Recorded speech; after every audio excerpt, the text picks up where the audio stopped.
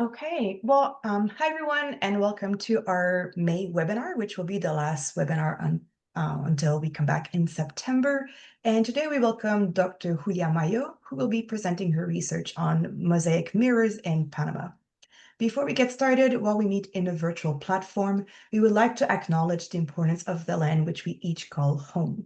So from coast to coast, we respectfully acknowledge the ancestral and unceded territory of the Inuit, Métis, and First Nations people who call this land home. Hola a todos y todas, bienvenidos al webinar de mayo, que está el último antes del verano, y donde contaremos con la ponencia de la doctora Julia Mayo, quien nos presentará su investigación sobre los espejos de mosaico en Panamá. Antes de comenzar, mientras se van uniendo los participantes de la reunión virtual, nos gustaría reconocer la importancia de la tierra que cada uno consideramos y llamamos hogar. De costa a costa, reconocemos con humildad y agradecimiento el territorio ancestral y eterno perteneciente al pueblo Inuit, Métis y Primeras Naciones, cuyo hogar es esta tierra. Y ahora le paso la palabra a mi compañera Patricia, quien presentará a nuestra invitada. Muchas gracias, Arián, y gracias a nuestra invitada Julia por estar aquí con nosotros para hablar de sus investigaciones en Panamá. Voy a presentarla. La doctora Julia Mayo estudió Geografía e Historia en la Universidad de Santiago de Compostela y se especializó en Antropología Americana en la Universidad Complutense de Madrid, donde obtuvo su licenciatura en el 97 y el doctorado en el 2004 con una tesis sobre la industria prehispánica de conchas marinas en Gran Cocle, Panamá. A los 30 años se trasladó a Panamá con una beca postdoctoral del Smithsonian Tropical Research Institute y inició prospecciones arqueológicas en el Río Grande y Cocle del Sur, en la región Gran Cocle, y hizo excavaciones en el sitio arqueológico El Caño con fondos del SENACIT, de la Secretaría Nacional de Ciencia y Tecnología de Panamá, y la National Geographic Society. Entre los descubrimientos más sobresalientes de su investigación cabe destacar el haber descubierto un importante cementerio en El Caño con grandes tumbas de personajes de alto estatus. En 2011 fundó lo que es la Fundación El Caño. Hoy es la presidenta y coordina los trabajos de investigación desde ahí. Ha publicado estos trabajos en numerosas revistas como Latin American Antiquity, en libros de la editorial de Dumbarton Oaks o en Journal of Archaeological Science. Y bueno, una gran investigadora y bueno, pues esperamos, Julia, te cedo la palabra para que puedas empezar con tu charla y nos cuentes sobre este interesante sitio. Gracias, Patricia, y gracias, Ariane, por la presentación. Como bien dice Patricia, lo que voy a presentar a continuación son los avances de un estudio tecnológico enfocado en la manufactura de los espejos de teselas de mosaicos de pirita del Caño, el cual forma parte de un proyecto de investigación más amplio orientado a comprender el sistema de intercambio entre la región central del Istmo, particularmente las sociedades representadas en el Caño y Sitio Conte, y las sociedades que habitaron otras regiones al norte y sur del continente americano. En la América precolombina, las sociedades humanas seleccionaron materiales con propiedades reflectantes como la obsidiana, la pirita, minerales de hierro y también metales para fabricar espejos. Se producían dos tipos de espejos: espejos monolíticos hechos a partir de un bloque de material reflectante o metal, comunes en muchas culturas del continente. Tienen un ejemplo en la diapositiva, en la imagen de la izquierda. Pero también se fabricaron espejos de mosaicos hechos con teselas de materiales reflectantes adheridas estas teselas a las bases de piedra, que es un tipo de espejo característico del área mesoamericana. Los espejos del Caño pertenecen a este segundo tipo de espejos de tesela. Las excavaciones en el sitio El Caño, es un sitio perteneciente a la tradición arqueológica Gran Cocle, han revelado miles de artefactos colocados junto a los difuntos como atuendos funerarios o bien como ofrendas. Estos artefactos tienen un gran potencial para comprender las interacciones entre grupos a diversas escalas y los mecanismos de poder de los cacicazgos. El cementerio del Caño cuenta con un área especial con grandes y ricas tumbas de individuos importantes, algunos de ellos niños, lo cual sugiere que la sociedad allí representada es una sociedad estratificada con estatus heredado similar a las sociedades descritas por el explorador Pascual de Andagoya o por el cronista de Indias González de Oviedo, para las sociedades del Istmo, de esta zona del Istmo de Panamá, 500 años después.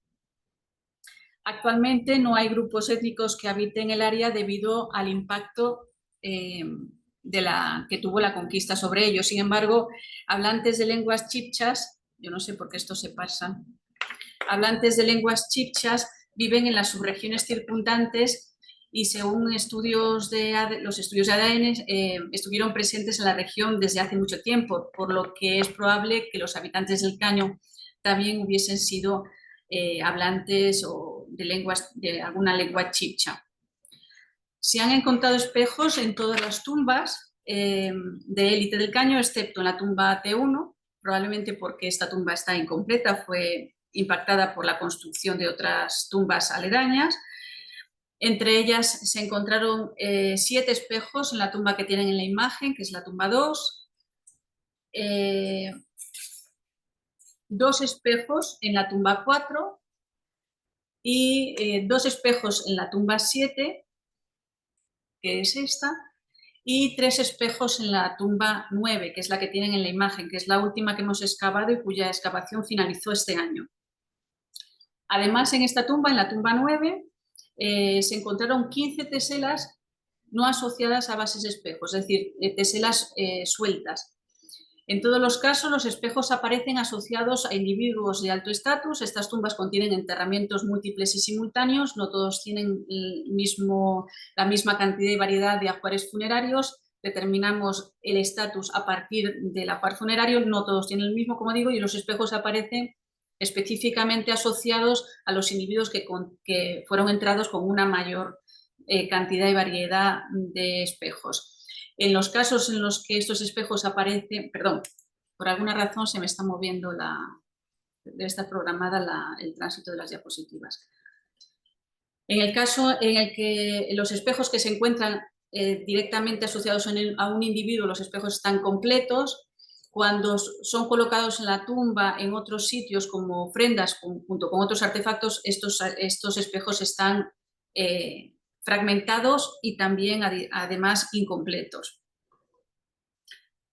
Los objetivos específicos del proyecto han sido desarrollar una clasificación tipológica de los espejos del Caño para compararlos y establecer correspondencia con otros espejos mesoamericanos, caracterizar los materiales utilizados en su manufactura, incluyendo las bases, teselas y adhesivos, o sea, los 3 componentes con los que se construyen estos espejos, e identificar los tipos de herramientas empleadas en su producción. Los espejos del Caño fueron clasificados en 4 grupos y comparados con la diversidad tipológica de los espejos mayas. El primer grupo consiste en un único espejo de lodolita con 6 perforaciones bicónicas organizadas en 3 pares, que es el que tienen abajo a la izquierda. El segundo grupo también es un único espejo cuadrado de arenisca con 2 perforaciones en el centro y una tercera perforación junto a uno de sus bordes.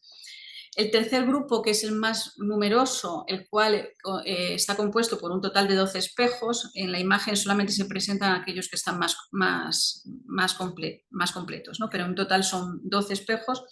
Son también de areniscas y tienen una perforación bicónica central y en la mayoría de los casos una segunda perforación junto al borde o bien una oquedad junto al borde.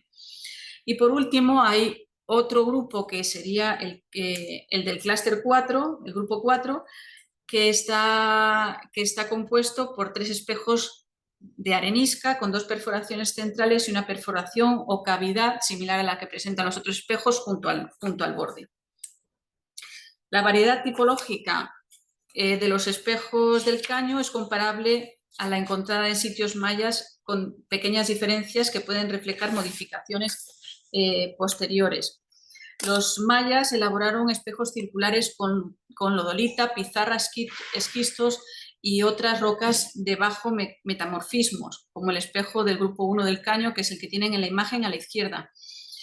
Pero no se conocen espejos mayas que tengan 6 perforaciones como los de la imagen. Yo considero que ese espejo en principio tuvo una única perforación central, que es la que coincide con el justo medio del artefacto, y que probablemente las otras perforaciones hayan sido añadidas a posteriori.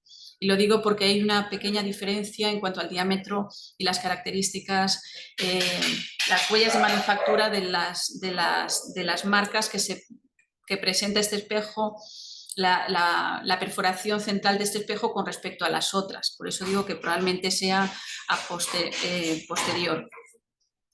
En todo caso, la mayoría de los espejos mayas del periodo clásico tienen 2 perforaciones en los bordes, y los del posclásico, que serían contemporáneos con el Caño, tienen 1 o 2 perforaciones en el centro. En el área maya, los espejos cuadrados están restringidos a las tierras bajas centrales en el clásico tardío y a las tierras altas en el posclásico, dentro del periodo de ocupación del Caño. El espejo cuadrado del Caño es similar en forma al del sitio de Bucket Pot y el espejo cuadrado de Quispec, pero es más grande y grueso. También es similar a los encontrados en los sitios maya de Hatzcaptzil y Pacvictú, aunque estos son más pequeños y de cerámica.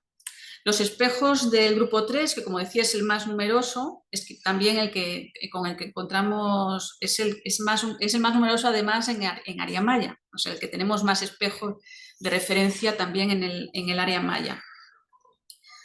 Son similares a los espejos del sitio Quispec en el posclásico temprano y a 4 espejos encontrados en Lupactum. Lo que tienen a la izquierda de la diapositiva serían espejos del Caño, lo de la derecha son estos sitios mayas de clásico tardío y posclásico. Por último, los espejos del grupo 4 son espejos con 2 perforaciones centrales y son similares a algunos espejos del mayas del clásico tardío, y como decíamos también se encuentran en sitios mayas como Huaytán, que son cronológicamente coetáneos a estos espejos a las tumbas del Caño, a las fechas del sitio arqueológico del Caño.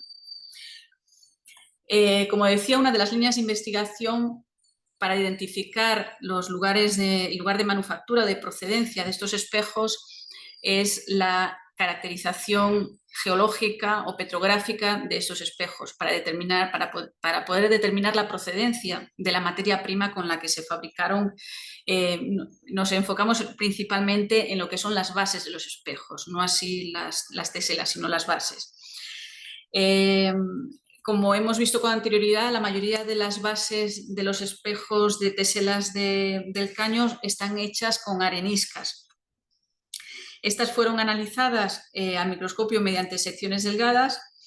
Se tomaron adicionalmente muestras de 5 formaciones geológicas de la región central del istmo con presencias de areniscas a efectos comparativos para poder comparar las areniscas de los espejos con las areniscas geológicas.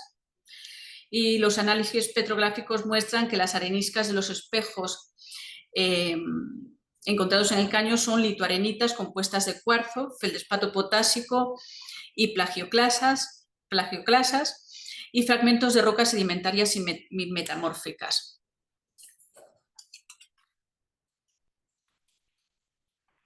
Las 7 bases de espejos restantes son areniscas subarcosas compuestas por cuarzos monocristalinos, fenocristales de feldespato potásico y plagioclasa y fragmentos de rocas sedimentarias y metamórficas. Respecto a las muestras geológicas, que son las que tenemos ahora en pantalla, los análisis petrográficos indican que son rocas sedimentarias arcósicas, areniscas arcósicas de grano fino y litoareniscas con alteración argílica, compuestas de plagioclasas y cuarzos, pero sin feldespato potásico.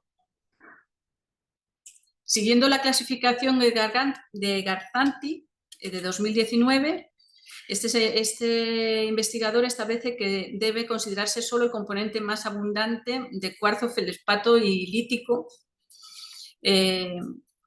Todos los espejos del caño son areniscas cuarzosas. Los vemos en la parte de arriba del gráfico. Mientras que 5 de las 7 muestras geológicas son areniscas feldespáticas y las otras 2 son areniscas líticas. O sea, obviamente son areniscas muy diferentes entre sí.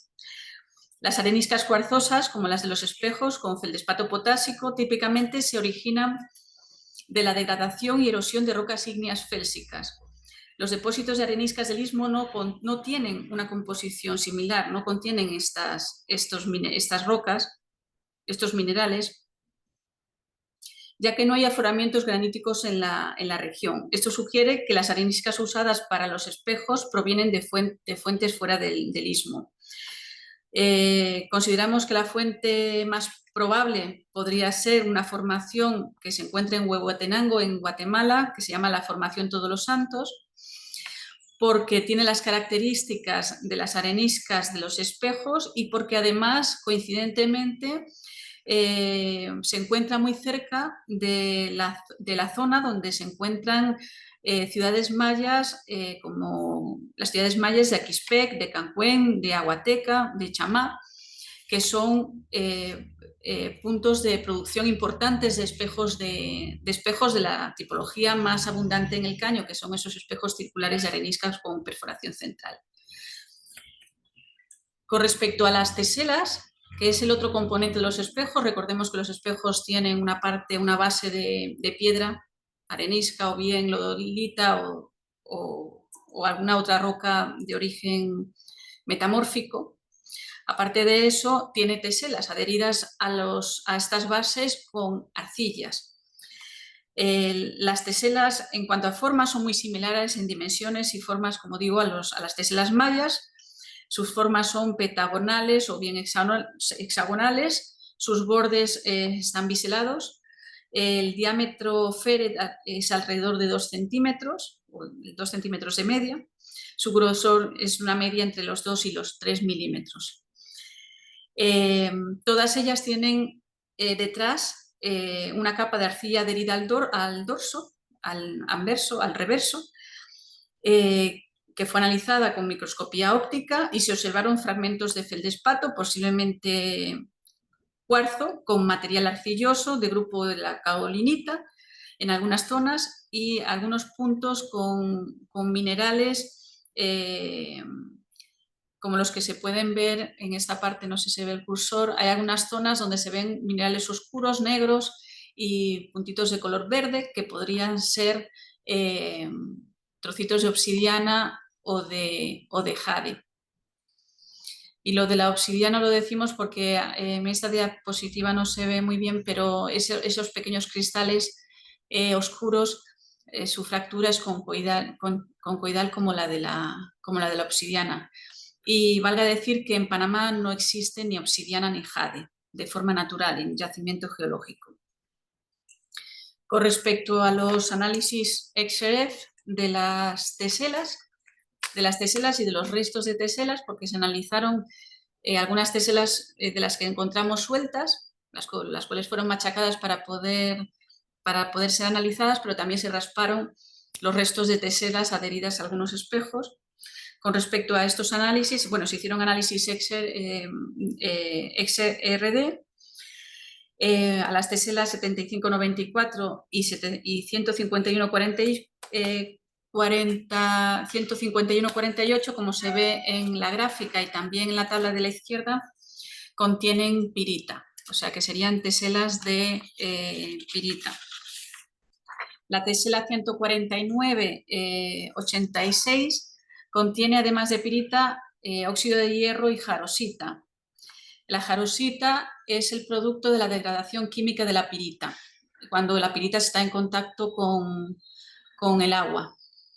La muestra raspada del espejo, de la base de espejo 11883, contiene también jarosita, que como decimos es una degradación de pirita, y óxido de silicio que probablemente proceda del raspado de la base del raspado del objeto, porque como decía antes, algunas de estas muestras las tomé directamente raspando restos de tesela de los objetos, de un espejo.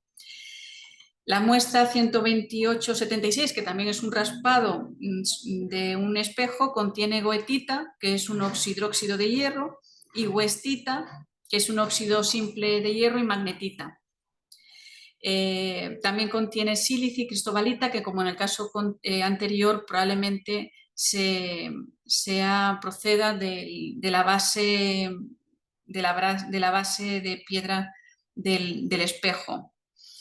Y cabe señalar que la westita y la cristobalita son minerales que se forman en altas temperaturas. Para producir este espejo el espejo no se mete en un horno, o sea, esto probablemente tiene como explicación, o se podría explicar, pues si pensamos que quizás el espejo haya caído en una hoguera o eventualmente haya sido quemado o accidentalmente haya caído sobre un fuego, ¿no? Por otra parte, a estas teselas y algunos espejos se les hizo análisis EDS. Aquí muestro los dos resultados de dos espejos. Bueno, de un espejo, me he traído solamente un espejo, el 12876, donde se ven concentraciones significativas de azufre y hierro, que probablemente sean residuos de la pirita y la producción y productos de la oxidación de la pirita. Como decía al principio, otra de las líneas de investigación o de los objetivos específicos del proyecto de investigación fue seguir la línea tecnológica, es ver las huellas o estudiar las trazas de manufactura para tratar de identificar las herramientas con las que fueron hechos estos objetos, partiendo del supuesto teórico de que cada cultura utiliza unas herramientas en específico, las cuales construyen con materiales de su entorno, y que estas herramientas, que son rocas que están compuestas por minerales que tienen ciertas texturas, pues estas texturas se transfieren a los objetos. Y las marcas que estas dejan pues estarían relacionadas con la piedra o la roca constitutiva de las herramientas usadas en su manufactura. Se sabe que los espejos mayas fueron, por múltiples estudios realizados con anterioridad, que los espejos mayas fueron elaborados con desgastadores, se les dio forma con desgastadores de piedra caliza, obviamente porque sabemos que el mundo maya, porque la civilización maya se asentó sobre un enclave en que las rocas del entorno son mayoritariamente caliza, entonces obviamente sus herramientas son caliza. Para algunas cosas se utilizó la caliza, en este caso para desgastar. En nuestro caso, en el caso de los estudios que se han hecho con anterioridad en el caño, sabemos que aquí se usan las rocas basálticas, la andesita, el basalto, también la cuarzoarenita, para según qué trabajo, pero estas rocas dejan unas marcas muy diferentes a las que deja la roca caliza, que ya están muy bien estudiadas e identificadas. Sabemos que las rocas, por estudios de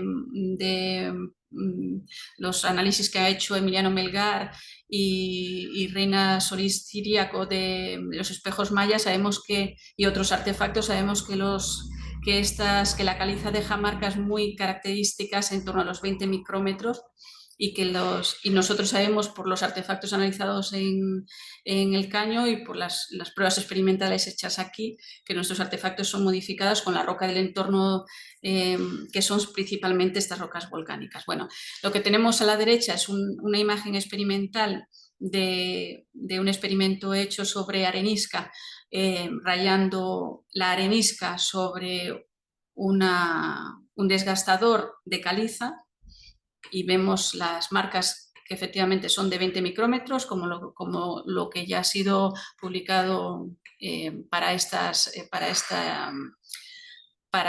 marcas en el área maya. Y a la izquierda tenemos dos imágenes, una la del espejo, la de la base del espejo 154-57 y 137-92, en las que se pueden ver también estas marcas que tienen una anchura de 20 y 25 micrómetros. Creo que a continuación, no. Bueno, esta sería, en esta imagen lo que tenemos es el espejo 9975, que es el único espejo de lodolita, que no es arenisca, es el único que no es de roca. Bueno, la lodolita es de bajo metamorfismo, es una roca que no llega a ser metamórfica, pero que estaba en camino a serla. Y entonces las pruebas experimentales a la derecha se pueden ver, se hicieron 2 experimentos, una con caliza, que es el de arriba a la derecha, donde se pueden ver esas bandas de 20 a 25 micrómetros. Y la imagen de la izquierda sería el de nuestro espejo, donde se puede ver efectivamente las bandas de 20-25 micrómetros de anchura. Abajo, este espejo tenía además bandas de 100 a 110 micrómetros, que son equiparables a las bandas de entre 100 y 110 micrómetros de anchura que dejan típicas del desgaste hecho con desgastadores o con herramientas de basalto.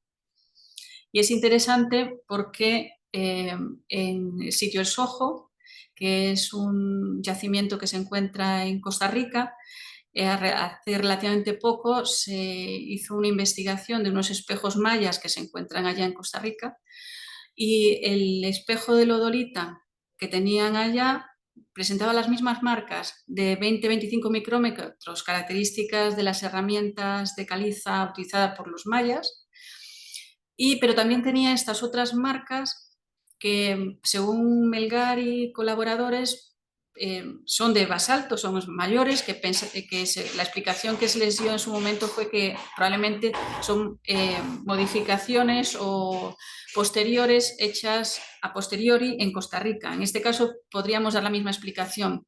Tendríamos marcas de manufactura típicas del uso de herramientas de caliza, de piedra caliza, y además otras marcas donde la herramienta parece ser un basalto, que podrían responder las primeras a la manufactura del artefacto y las segundas a modificaciones posteriores de ese artefacto. Y bueno, como para concluir, Dios mío, si me deja la diapositiva, decirles que los espejos del caño pueden clasificarse en 4 grupos distintos, y cada uno de estos grupos tiene equivalentes en los espejos mayas.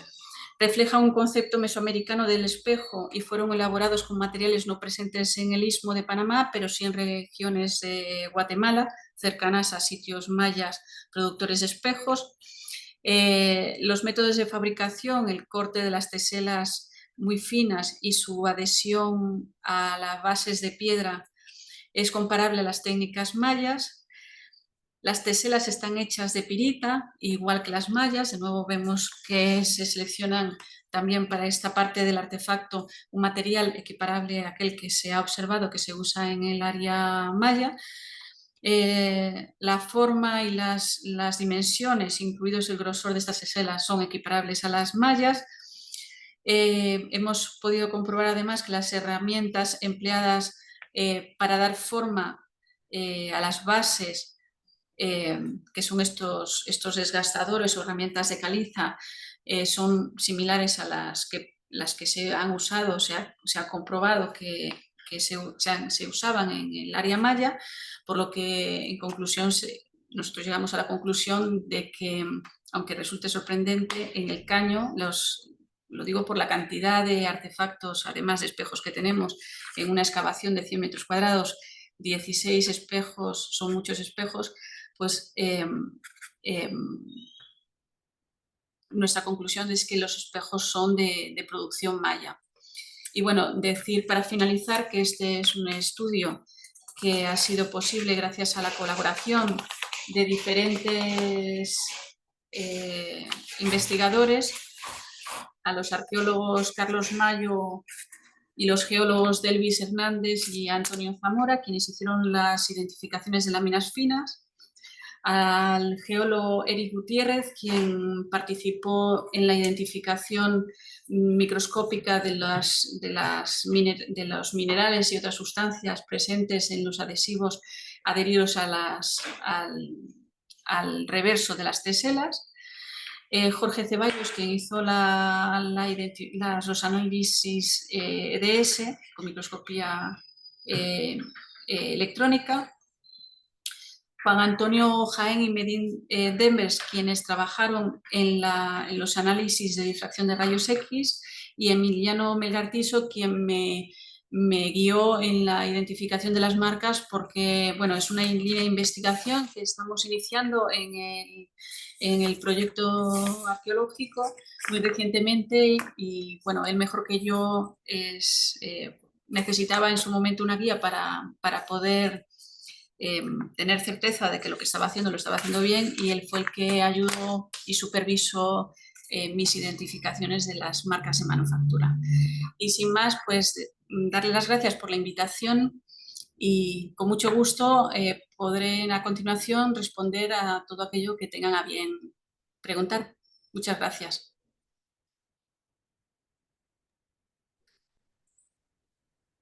Muchas gracias, Julia, por la ponencia.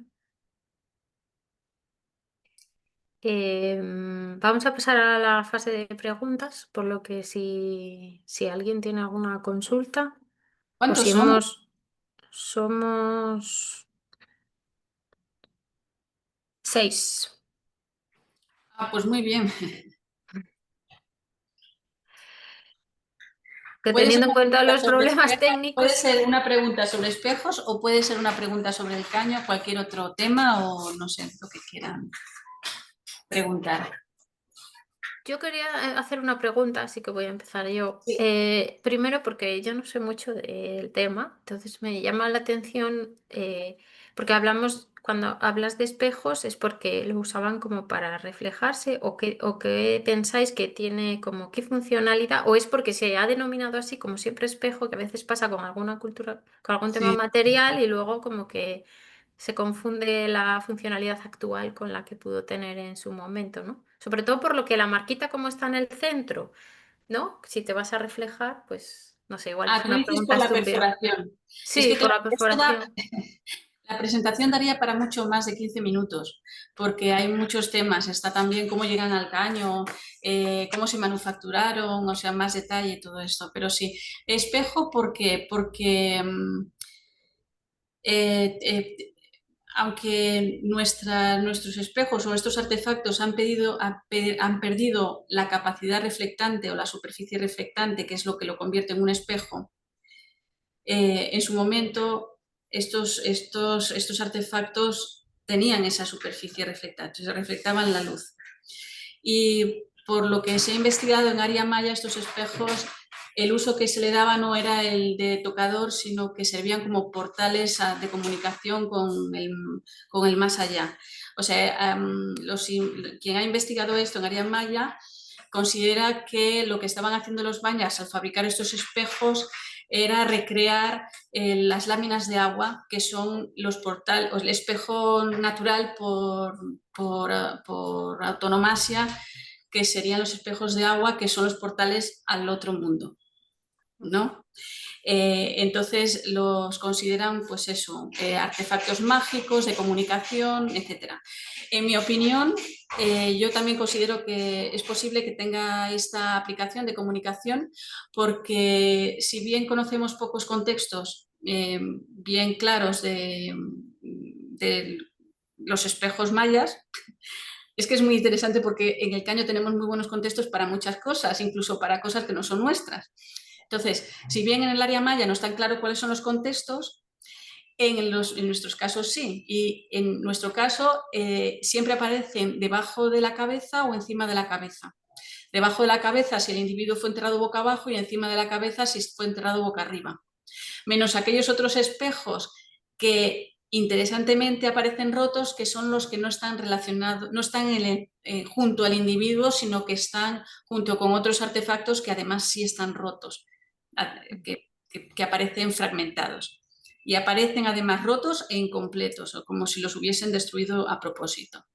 Y de esto pues tenemos otros muchos, de ese comportamiento, el de la destrucción de la ofrenda, en el caño tenemos otros muchos casos. Uno muy bonito fue encontrado en la tumba 9, que es la última que hemos excavado recientemente, donde nos hemos encontrado un pectoral de oro, de 20 centímetros. Estos son artefactos planos de oro martillado que usaban en el pecho. Tienen 4 agujeros de suspensión. Bueno, este pectoral estaba deformado, estaba totalmente doblado. Y es imposible doblarlo a menos de que le apliques calor. O sea, hay artefactos que podríamos tener la duda de si fueron rotos intencionalmente o no, pero en este caso está claro que hubo una especie como de sacrificio o muerte ritual del propio objeto. No sabemos si como ofrenda sustitutoria de alguien más que no pudo ser llevado a la tumba como ofrenda, o por esta práctica que se conoce muy bien en el mundo romano que se llama damnatio memoria, que es el dañar la memoria de alguien rompiendo el símbolo que lo representa. No sabemos por qué. Yo me inclino más a pensar que realmente es como una efigie sustitutoria. Pero bueno, en todo caso, los espejos aparecen junto a las cabezas y eso probablemente podría indicar que efectivamente fuese algo relacionado con el mundo de la visión, la adivinación, la comunicación. O sea, llama a pensar que pudiese tratarse de algo de eso, algo de esto, ¿no? No es en todo caso el uso antiguo de los espejos etruscos, egipcios y tal, que son espejos de tocador, Sí, exactamente. Y bueno, lo que tenemos en mente hoy es día. lo que tenemos en mente, que el espejo sirva para esto. Y bueno, ¿por qué espejo? Pues porque tiene esa superficie reflectante que refleja lo que le pongas delante. Si resulta que lo que queremos reflejar es la luz, pues será la luz, pero si es una imagen de alguien que esté delante de él, pues proyecta una imagen, ¿no? De forma invertida, especular, como todos los espejos. Entonces, como decía al principio, esta investigación forma parte de una investigación más amplia que llevamos años en ella, que trata de identificar objetos dentro de estas tumbas, que claramente son tumbas de élite, donde se entierran personas que teóricamente elevaban su estatus o mostraban estatus consiguiendo objetos exclusivos, ¿no? Y hasta el momento pues se han investigado y se han encontrado los espejos estos de mosaicos de teselas, las esmeraldas, que va a ser próximamente publicado en la Latin American Antiquity sobre la procedencia de las esmeraldas, y unas figuritas quimbaya, que esto es muy bonito, las figuritas quimbaya. Lo de las figuritas quimbayas es increíble porque son claramente quimbaya, el oro es quimbaya. No sé si sabéis que los artefactos de oro colombiano tienen una mayor proporción en plata que los panameños, y por eso, bueno, se ha publicado que existe esa particularidad que los distingue los colombianos de los panameños. Estilísticamente es quimbaya, pero es que además el oro pareciera que no es de aquí. Es interesante porque como parte del proyecto de investigación, recientemente hemos investigado los artefactos de procedencia ismeña que Thompson encontró en el cenote de Chichén Itzá.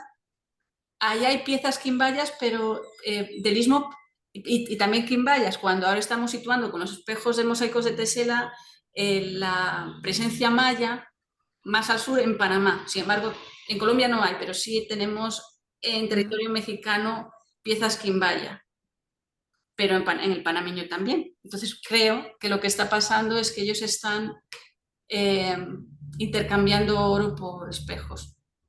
Oro sin la iconografía Coclé, porque ninguna tiene iconografía Coclé. Todas las piezas que hay en el cenote de Chichén Itzá son estilo internacional, o veraguas, o otros estilos, y quimbayas. Entonces, bueno, estamos en eso, en tratar de descifrar por qué estaban intercambiando estos espejos. O sea, qué hay del istmo en el área maya que pudiese ser esa contraparte o ese producto del intercambio. Y bueno, es interesante también haber podido comprobar que antes de los españoles los Coclé estaban intercambiando espejos por oro, probablemente,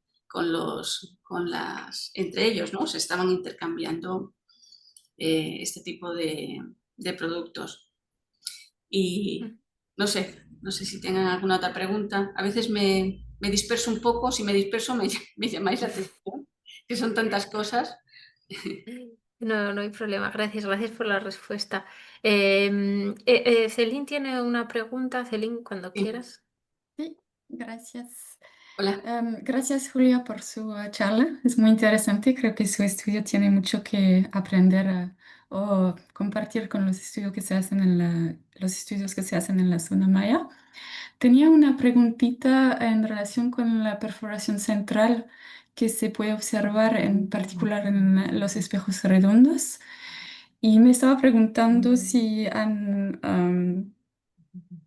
tienen una manera de saber si estas perforación, perdón, son hechas antes del depósito relacionado al uso, quizás un sistema de atado o no sé qué, o si son post o hechas al momento del depósito, porque hay quizás un paralelo que se podría hacer con las cerámicas que en la zona maya están dispuestas sobre la cabeza, con su hueco central que está interpretado con rituales de de desanimar la pieza o matarla. No sé si hay una relación cualquiera o no sé si es un punto un aspecto que han investigado. Bueno, yo así muy por encima, mi explicación a la perforación central, yo no creo que sea un orificio de suspensión.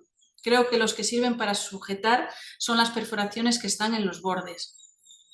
Y creo que la perforación central está relacionada con la propia manufactura del artefacto, porque no creo que sea casualidad que esas perforaciones centrales estén en el justo medio. Entonces, mi idea es que el desgastador, que sería esa piedra caliza que le da forma a la piedra, al soporte de piedra de la base del espejo, el soporte de piedra del espejo, el espejo se clavaba, o sea, la arenisca a la que se le iba a dar forma se sujetaba en el centro con un vástago, con un palo, y se hacía girar sobre el desgastador. Y de alguna forma, pues con, no sé, manteniendo a la misma distancia en el borde, un desgastador al borde y dándole vuelta, este adquiere esa forma circular. Es decir, que hasta si me apuras, se podría, además sería muy interesante investigarlo y llegar a llegar a alguna conclusión científica de esto, que se podría pensar que están usando la rueda o un mecanismo circular para hacer objetos circulares o perfectamente circulares, donde tienes ¿cómo se llama? Como evidencia el que son perfectamente circulares. O sea, una evidencia sería el que son perfectamente circulares y la otra, el que el punto de apoyo o un posible punto de apoyo esté en el justo medio. Eso es las dos cosas que así, sin haber entrado a hacer la investigación y haberme puesto en eso, son las dos cosas que me han llamado la atención y que me han llevado a trabajar con la hipótesis de que podría tratarse más de que como un agujero de suspensión, que fuese algo directamente relacionado con su manufactura.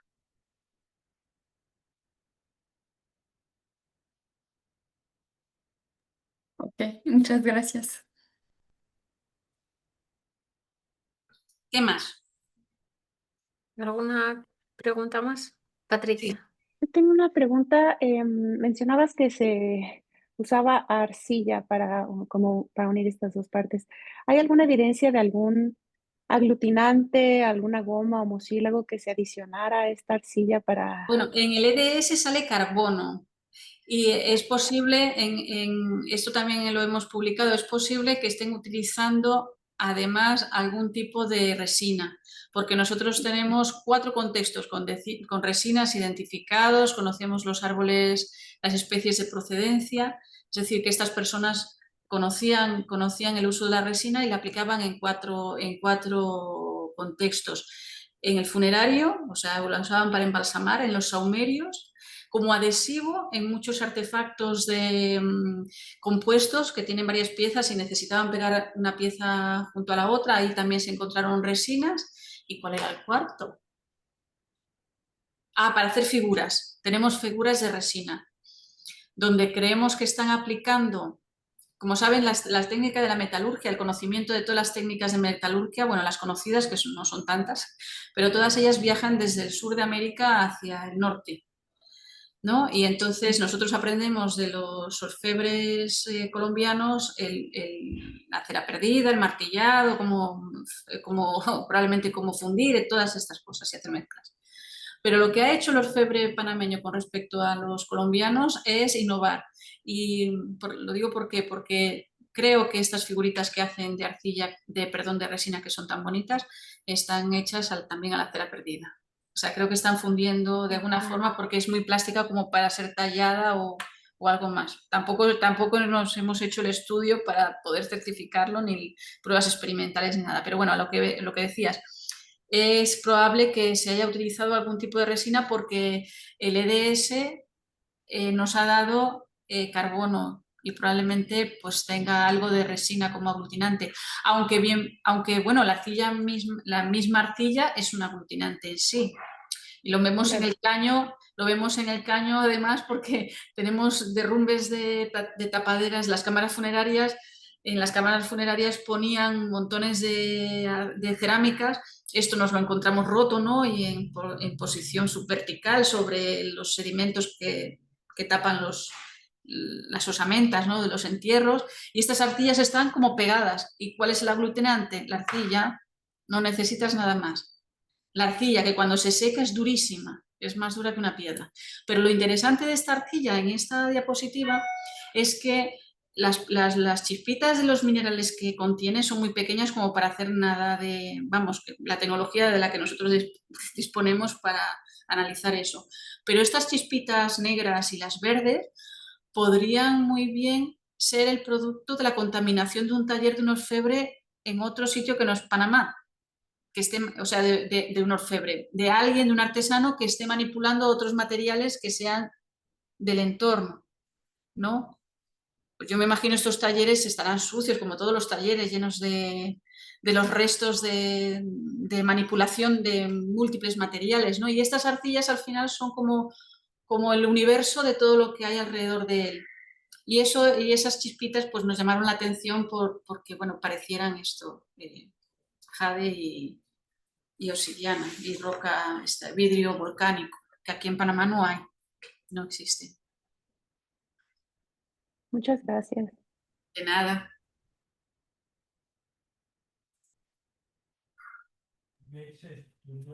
No sé si hay alguna pregunta más. Si no, yo puedo preguntar otra cosa.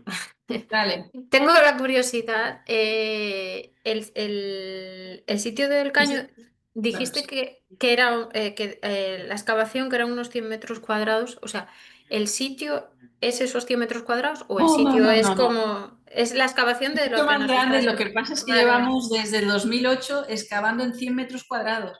Se han excavado 9 tumbas y todas están una al lado de las otras, es decir, que ocupan un espacio muy pequeño. Conocemos la extensión del cementerio, son como 5.000 metros cuadrados. Si todos tienen 7 espejos de mosaicos de teselas, resulta que vamos a tener al final más espejos de teselas que no son del Istmo en Panamá que en México o en Guatemala, ¿no? Por eso digo lo curioso del caso. Sí, sí, sí. ¿Y el sitio es exclusivamente funerario o en esos 5.000 también hay sitios domésticos o hay algún otro tipo de contexto? No, el sitio es un cementerio muy grande. Nosotros estamos, hace mucho tiempo, cuando se convirtió en parque arqueológico, hicieron una pequeña excavación en un área que sirvió básicamente para saber de que en esa zona hay tumbas sencillas de una persona por fosa, vamos, de las normales. Y entonces tiene este otro sector que está a 200 metros hacia el este, que es donde están estas tumbas con enterramientos múltiples y simultáneos, llenas de ofrendas, ¿no? Que son las de alto estatus. O sea, que hay una separación, una segregación de la población en base al estatus. Y después tenemos un área que está a continuación, que es el área ceremonial, donde hay una calzada que conecta el río con el cementerio. Después hay unos alineamientos de basaltos columnares y también tiene un conjunto de esculturas que representan, esto es muy bonito, representan a los personajes del ritual funerario, al sacrificador, otra escultura representa a los sacrificados, otras representan a las plañideras, y tienes todo este cosmos de iconografía que nos habla del ritual. Y bueno, una de las cosas que precisamente estábamos haciendo recientemente es tratar de identificar en las tumbas a los personajes tallados en la roca en las esculturas del sitio. El problema está que muchas no están ni aquí, pero bueno, las conocemos porque hemos viajado y sabemos lo que hay en otros museos fuera, pero sí que es interesante y el sitio es muy grande, sí. No, tiene que ser impresionante. Con las Sí, imágenes que nos muestran, digo, tiene que ser impresionante excavar, sí, es muy impresionante. cualquiera de Bueno, esas si queréis piezas. otro día invitáis a Carlos para hacer lo de las esmeraldas. Ahora está en España, pero regresará en 2 semanas y que os explique de dónde salieron las esmeraldas. Vale, pues lo tendremos en cuenta, sí. Bueno, nosotros ahora terminaremos, como dejamos un parón de verano, pero para el próximo semestre Sí, lo tenemos en cuenta, sí, sí, muy interesante. sí. Da Muy, mucho que hablar, ¿no? El sitio. pues sí, da con muchas cosas, por eso te decía, pregunta. Y bueno, antes de terminar, yo quiero hacer otra pregunta. ¿En los enterramientos aparece también algún enterramiento, por ejemplo, animal? Acompañando a... De un animal completo, los restos esqueletales, no hemos encontrado Sí. restos esqueletales completos de ningún animal, pero sí encontramos artefactos hechos con huesos y dientes de animales. Ajá. Y de hecho, la última tumba tenemos miles de dientes de perro, pero un montón, o sea, faldellines, collares, pulseras, todo hecho con dientes de perro. Ah, sí, sí. Joder.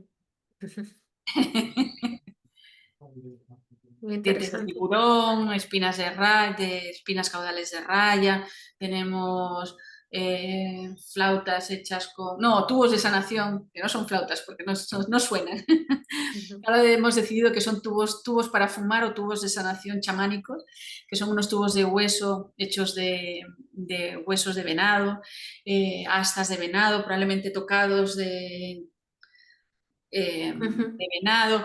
eh, ¿Qué más? Así Y ¿Tortugas? después lo único que son restos esqueletales es verdad, esto es muy interesante. Hemos encontrado 2 especies de pez lobo, el Spheroides annulatus y Punteridia formosa, que son 2 especies de tamboril. El tamboril tiene una sustancia que se llama tetradotoxina, que es súper venenosa si se ingiere en grandes dosis. Y nos las hemos encontrado en la cabeza de algunos individuos, el resto del pescado. Y en una tumba, la tumba 2, nos hemos encontrado una olla representando un tamboril con los restos de 3 tamboriles dentro.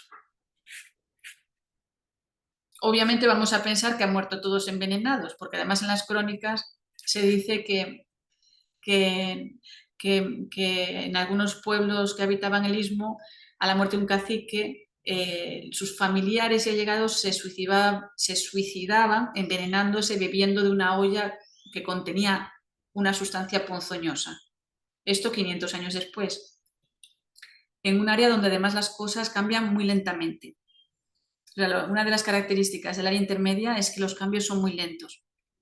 Entonces, eso da credibilidad o bueno, nos da confianza de poder hacer algunas extrapolaciones de lo que se describe en el siglo XVI para 500 años antes, si esos cambios son tan lentos, ¿no? Y son supuestamente los descendientes de ellos. Y bueno, si hacían eso antes, pues con más razón, quizás 500 años antes también bebían de esa olla los restos o la sopa de un tamboril, que seguramente no eran nada digestivo y bueno.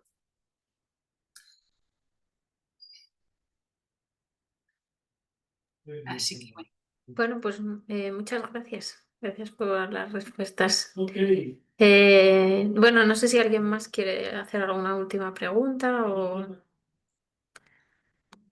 si no, pues nada, Julia, te damos las gracias por la charla. Es un sitio impresionante, fabuloso. Querremos saber más cosas del Caño, eso seguro. Claro que sí. Y nada, también muchas gracias por tu disponibilidad para estar con nosotros aquí y compartir estas investigaciones. Y nada, pues esperamos poder teneros de nuevo en el class. Y nada, Muy pues bien. Pues gracias muchísimas a vosotros gracias. por la invitación. Muchas gracias.